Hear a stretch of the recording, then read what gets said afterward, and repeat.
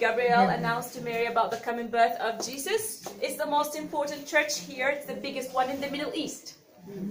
Yes, you cannot miss it from the main street. There you find the house of Mary. And so, Nazareth today is a city with 80,000 people. Christians are between 20 to 30% only. Back in the 1st century, it was a village with 400 to 500 people. So we're talking here about more than 2,000 years. So could you think how many things could have changed in this period of time? A lot, right? Everything almost. But you know, one thing we noticed, never changed. Stayed with all the little details. Shapes, the colors, the smells. The only thing we got from God, still exactly the same. Will this tell us that whatever we get from God will stay longer than anything else? Think about it. And these paintings here are 200 years old, painted by people who visited Nazareth, like you. Through them you see, as we saw before, the geography of Nazareth is unique. It's not flat and easy, but surrounded with lots of hills. Challenges for those who would like to bike today in Nazareth. More challenges for those who came to build it 150 years before the birth of Jesus. They had no clue which way is the safest, how to choose it, until they noticed that one animal was smart enough, always chose the easy and safe way. And so they decided to follow that way, and according that, to build the first streets. And gave him a lot of respect. They consider him to be the first engineer of the city. And he guesses.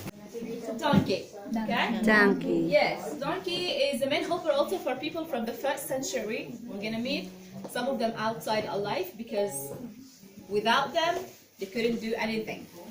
And if you felt like touching the donkey, you might do that here only from the front. Okay? If the donkey doesn't see what you're doing on his back, you might kick and you might fly. And we don't want you to fly, but from happiness here, okay? Please follow me.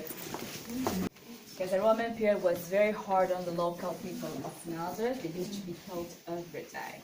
So I made here a model of a Roman soldier, full costume, very heavy and protective. A replica of a shield, and of course, you need a Roman sword.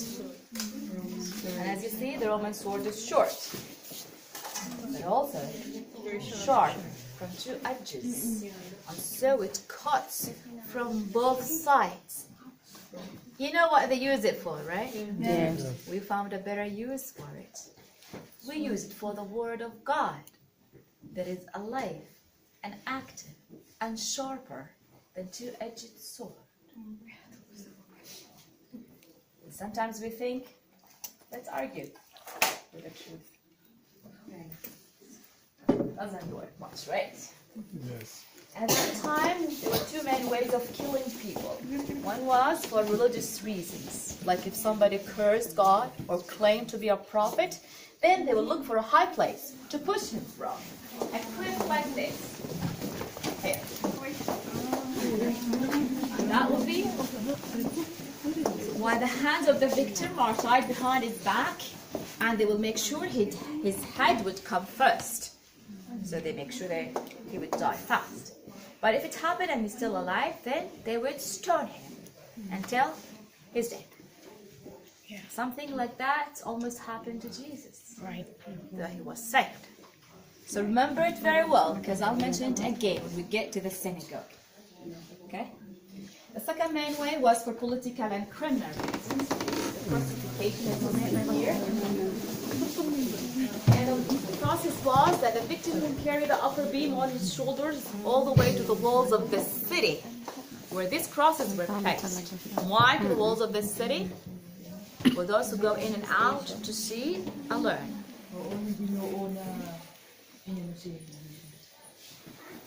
Excuse me? English. Talk to English. Did you want to add something or to ask something? Any question? Speak English. Speak English. Told that this is the first cross that Jesus was crucified. First and only. Yeah. Okay? And after that, his hands and feet will be nailed. This is not original. This is what you say. This is not original. This is a replica. Okay.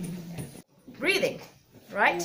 If you stay like this, couple of hours, you'll be dead. But with this seat that you can rely on, you can pull yourself up and take a breath. Up and down. Days instead of hours. And you know, Jesus wasn't alone on a cross like this. And Sabbath was coming like today, and the families of the victims wanted the bodies before to finish the burial process. And so when the soldiers checked on the thieves, found them still alive, in order to make their death faster, they broke their legs. And today you understand why, right? So when they reached Jesus, they found him already dead. So they didn't need to break any of his bones. They just took him down. And this actually fulfills a prophecy, right? Yes. That none of his bones will be broken. Guys, from here, we'll be going out. Yan, palabas na kami doon. Ito na kami sa Nazareth Village. Olive trees. Ito ang Nazareth Village. Sasakay tayo sa asno. Sa donkey. O tara daw, bilis na.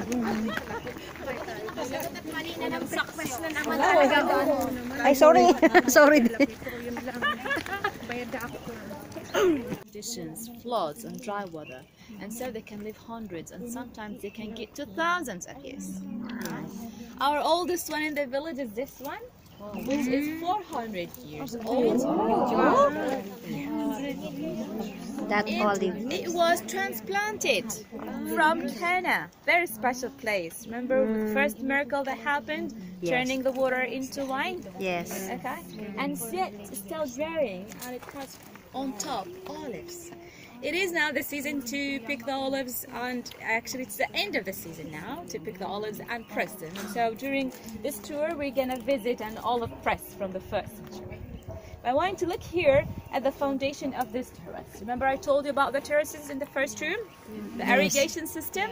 These terraces here are original from the 1st century. We just fixed them in order to keep them in good condition. By looking down here, you see, what is this?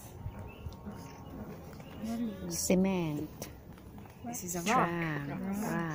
So that's the way they used to build everything at that time. They would look for big, strong rock, and then on top of it, they will build a house, a terrace, a wall, whatever. Does this remind you of any story in the Bible? There are lots of stories in the Bible that talk about this. Build your house on a rock. The story of the two men that wanted to build their houses, one built it on sand and the other on rock. Remember it? Yes. And so it seems like Jesus that was inspired from what he saw around him, or he actually was a very good teacher that he used the familiar things to people in order to reach their hearts. The most important thing in this, that your houses, you make sure they're built on very strong rocks. And of course, your spiritual ones. And if you didn't do them yet, then you can start now, right? And so whenever a storm will pass by, you can stay still. Any questions? Hello, Abraham. And this is Nathaniel, and he's a good friend of Abraham, so he's going to tell you about it, what we have here. Si Abraham. Okay, so here we have our sheep, and at Nazareth Village, we shear our sheep right before the hottest part of the summer, and later on in our tour, when we get to the weaver's house, we will show you how they would have turned wool into clothes and other things. So this little building right here is called the sheepfold, and normally during this part of the day, the sheep wouldn't be here. They would be out grazing in the fields, and at night, the shepherd would bring all the sheep back and take them into the sheepfold so they could be safe at night from wolves and predators and other things like that. So in the Bible, we see a lot of times that God compares us to the same image as a shepherd to his sheep. And he did that because he wanted to explain the relationship with God and his people. And Jesus also uses that same image to represent him and his followers. And he says in the Bible that I am the good shepherd and that I am the door to the gate of the sheepfold. And he said that he is the door to the gate because nobody can get to his people except through Jesus, and nobody can harm them. So he used this image a lot because he wanted to, a lot of people back then were actually shepherds themselves, so a lot of people would have understood the relationship to a shepherd and his sheep. So also, a lot of shepherds would have goats in with their sheep as well. And while they were all together, sheep and goats are very different, not only in looks, but also the way they behave. So goats are very unobedient. They would like to run everywhere, and they wouldn't listen to the shepherd, and they would cause a lot of problems for the shepherd. But the sheep are very different. They are very obedient. They listen to the shepherd because they know he is going to lead them to food and water and is going to keep them safe. So whenever, in the Bible, it says that whenever Jesus comes back, he is going to separate the unrighteous people from the righteous, just like the shepherd separates the goats from the sheep. So we should be like the sheep, so we are like the righteous people. Outside of the city to protect people from sicknesses. It can contain a number of people because it's made for family, not just for one person. Okay? And this explains an expression in the Old Testament that said when the king or a prophet died, that he will be resting with his fathers. Because only a king or a prophet could afford having a tomb like this. It needs a lot of work. Yeah? Regular people at that time would simply be buried under the ground. I know very well that Jesus wasn't much rich than he was, and he didn't search the money. And yet, he was buried in a tomb like this. How come? He's a king. He got it as a gift from Joseph from Arimathea, who was a rich man. And this actually fulfills another prophecy that said that he will be killed with wicked, but he will be buried as a king. Okay? Yes. So only for those who are very curious to see how the tomb looks like, you may do that. Just watch your heads, okay? It's a bit low.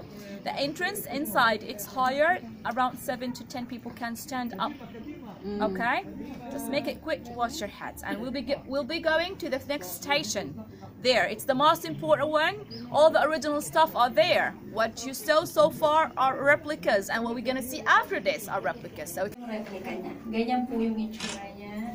Ayan po. Ayan. Ayan siya. Ito yon. Ayan, lalabas na kami dito sa ano.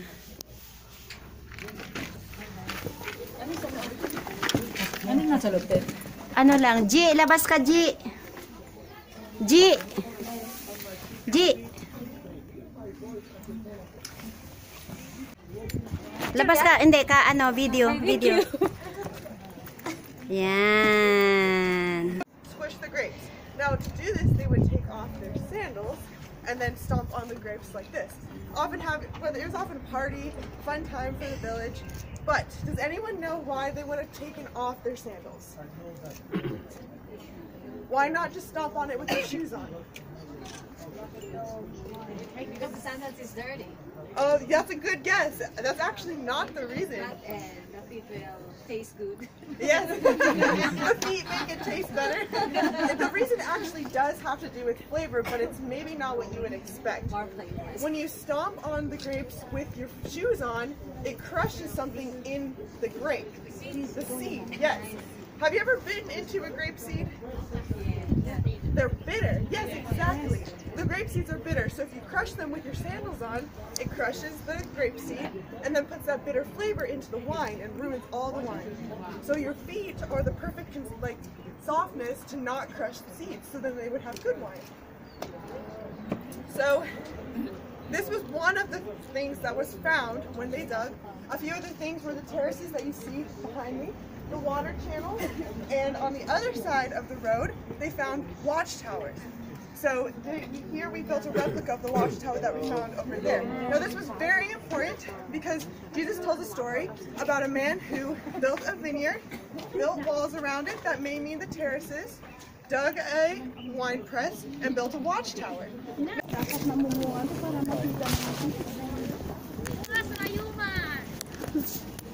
is the best way for Ayuma. Morning, Gabriel. And this beautiful donkey is actually Moses. Moses. Banana in Arabic, right? He loves bananas. So what do you think we're in? What is this? The donkey is a helper. This is Wine. This is an olive press. Very good replica from the 1st century. Yes, true. You see, he agrees. And so this is the first step here. He's automatic. He works whenever he wants to, but he knows to wait now. I will explain to you. So this is the first stage. This is where we put the olives right in here. Okay? He will start moving, and the olives will get crushed, of course, with the stones in them. Under this heavy stone, which weighs almost about half ton. Though it's made in a way that anyone can do this work. It's the season now, you're lucky to see it, that Moses is doing it, but when it's not the season, I do it. Yes, one hand, very easy. How come? Well, they made it in a very smart way. First it goes on circle, okay, so it's easier. Then this beam, yeah, look how fast you can do that. No, it's okay. Yes, good job, boy. Wow. Wow.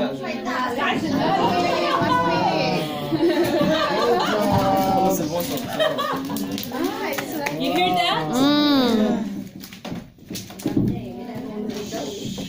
He's very excited. There are 2 pools behind you, behind these beautiful 3 girls that are taking pictures.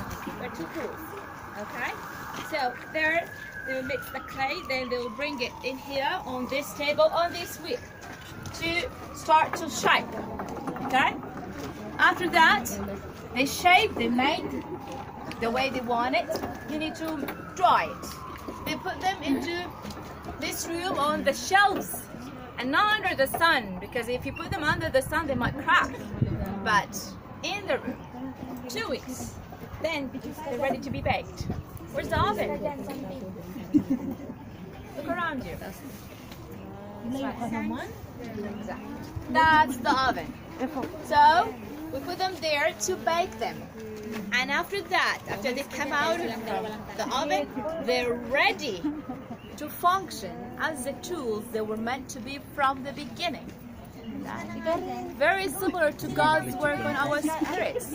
He shapes us with experiences, sometimes hard experiences, until we become the tools we were meant to be from the beginning.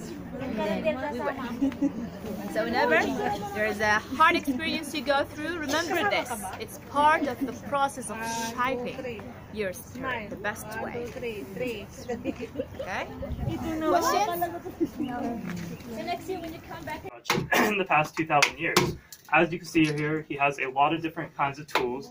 He has the chisel, which he's using right now, and there was lots of different shapes and sizes for lots of different jobs. Another tool he used a lot was an adze, which it's a combination tool, so it can be used for lots of different things. It has an axe on the one side and a hammer on the other side. And then he also used this plane, which was still used today. And he also used these 2 volcanic stones. The rough one was used to sharpen, or the rough one was used to smooth wood, and the smooth stone was used to sharpen his tools. Also, he had one more tool that I want to show you guys. Can anybody guess what this tool is called? Sling. Sling ba yan? Ano ba yan? Pana. Pana. Ano ba yan? Tagalog. It's actually a drill, which he is going to show you. Wow.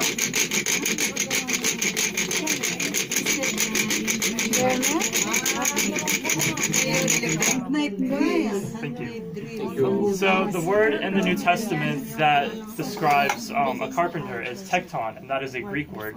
And so a lot of people use that word as carpenter, but we think it's better to use that word as somebody who worked with wood and stone. Because while they would have worked with wood a lot and built their own tools and maybe the farmers' tools in the area, they also worked with a lot of stone, as you can see behind you, all those stone tools that they would have used back in the day. So actually the meaning of tekton, if you ask any Greek man or woman, they would tell you it's a builder. Okay? Yeah. So how come we got to it that it's carpenter? The translation. When the New Testament arrived to Europe, they translated the word tekton as carpenter because their houses were mainly made from wood. So for them, only a carpenter will be a builder. But that wasn't the case back at Jesus' time. A builder would need to know to use the wood and also the stones for the walls. So, is it a coincidence that Jesus was raised by a builder? No coincidence, of course. To teach him how to build the kingdom. You want to add anything else? Good morning. You're welcome. So the process of weaving starts with shearing the sheep, which we do in the hottest part of the summer. This is to help keep the sheep cool. The next process is washing the wool. Now we wash it to get out any dirt or any sticks or anything that is in it. Often in the basin behind you, you can see there. The next step is to then card the wool, which we comb it, and you're putting it through this carder. It makes it softer and easier to work with. And then the third process is to dye the wool. So we dye it using natural things. You can use onion peels for yellows, the duller yellow, like a yellow-brown. Pomegranate skins for the reds and oranges. Walnuts or any nuts for like a grayish color. The more expensive is this brighter yellow and is used to dye with spiced saffron. So it's more expensive. But the most expensive colors, does anyone know? The blues and the purples. And these are used by dyeing them with sea snails. So not the shell, but the little animal inside. And this is very, very expensive. This was known as the colors for kings because one snail would give you one little drop of dye.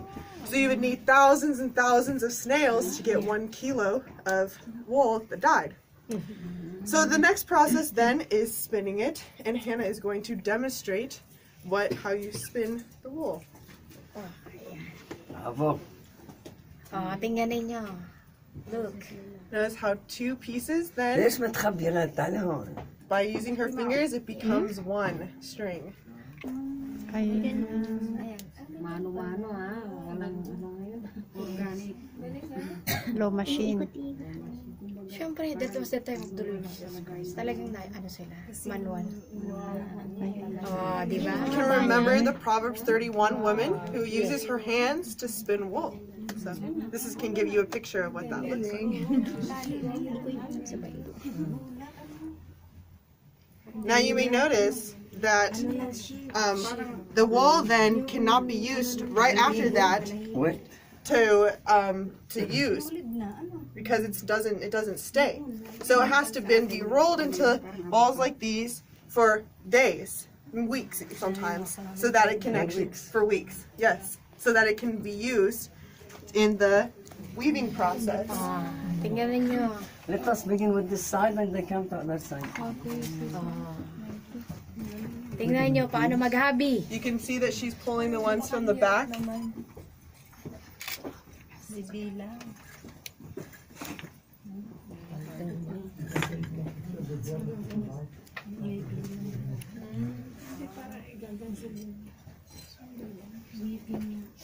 Ibig sabihin, mas swerte pa rin kayo ngayon. May makina na sila doon. Ganyan. May ano batas pabigat. And then she will push up using the comb. And when it's done, it'll look a little something like this. And they also use the bottom to make a family of Barbie dolls. Thank you. If you visit other places here, you might see half replica or thirds or parts or whatever. But that's the only full-size one in the whole country. Okay? And you can see from the sitting, it can almost contain 300 people. Might be surprising. Yeah? But we count people here because we make our special shows in Christmas and Easter. So we counted 300. How many people were at that time? Remember? I mentioned that in our second room. We were about 400, 500. Good job, you're listening. That's good. And so almost everyone can attend whatever was going on in here. Okay? And so in Hebrew, it's Bet Knesset. Bet Knesset means a gathering house. So that tells us a bit about what they use it for. They use it as a school to learn to read and write. Use it as a community center to meet and to chat and to help each other. They use it to make decisions about political stuff or financial, whatever was going on. And if there was a serious case needed to make a decision about it, they would become a court case. But on Sabbath, they use it for Bible study. So they will take out these scrolls from this jar that is usually kept in that room to protect the Lord's words from dust and light. And one day, they invited Jesus to read from the scrolls in the synagogue that was in Nazareth. And he was given to read from Isaiah. And I quote, he said, "The Spirit of the Lord is upon me." Would you allow me to change the words "me" with us? Yes. Yes? Okay. So the Spirit of the Lord is upon Us. For he has anointed us to bring the good news to the poor. That the blind, who doesn't also see the truth, he will open his eyes. The brokenhearted, they will be healed. And the prisoners, in their pasts, in their mistakes, in their desires, they will be set free. Then he decided to stop reading, rolled the scrolls back, like he was closing a period of time. Sure, we all, the three of us, and all the other workers in the village could add more light to the lights you already have. And so you would have the best way meant for you, for your lives. So thank you so much for being here. Have a blessed day, of course. My pleasure. It's your light. The light. Amen. Thank you. Welcome. Like this. Thank you so much. You're welcome. It's your light. Thank you.